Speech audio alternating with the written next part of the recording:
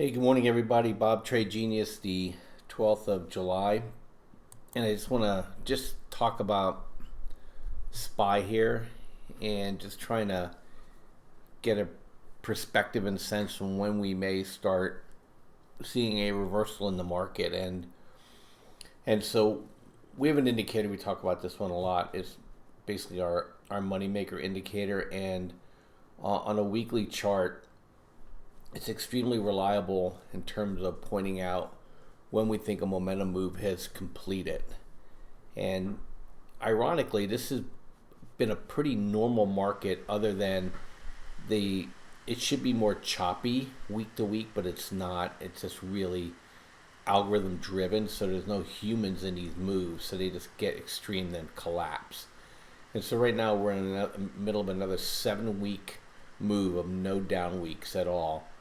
And if you look at this chart, and I have this one here, a little bit different perspective, is that, either we're going to come back down and test the 2952 and then get a sell signal and have a failed breakout, or we're going to likely go and test 3100.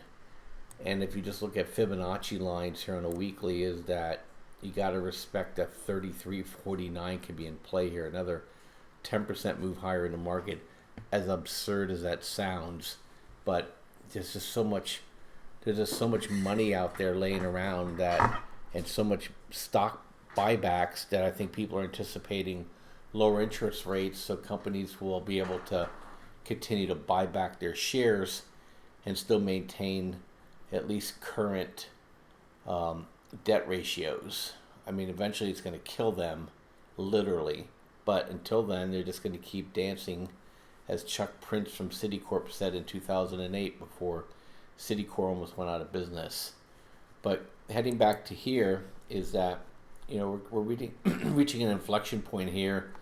But in 2 weeks we have the Fed meeting, and so either this is a front running and then we're going to sell off after that, or the Fed won't reduce interest rates because they've already created this monster bubble move here, and they're going to need to pop it before they start lowering rates in September. There's no Fed meeting in August. They have that stupid meeting they have in Wyoming, that where all the rich people get together and tell us how to live. But that's kind of where we are right now. And so I'm just kind of in watch mode. I've been trading down on the volatility side, the VXX. I'll show that to you really quick here too. It's been a reliable trade, and but it's getting to the point where it's reaching absurdum as well. And I'm likely to close my trade out, or I may just push it out one more time and just roll down my options and take my profit out of it and have a free trade. I'm not sure what I want to do yet, but that's kind of where we are right now. Friday's starting off already fairly strong, and so we'll see if there's any pullbacks so people can buy into it, or if it's just gonna be one of those days where it's just never gonna pull back. So let me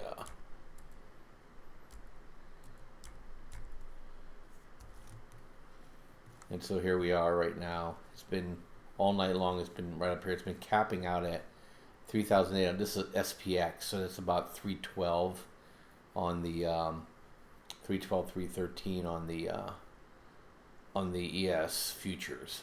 So it's kind of where we are. We'll see what happens and take it from there. But you can't front run this shorting. There's rolling you over. I think a lot of people are trying to pick the top here and are just getting barbecued.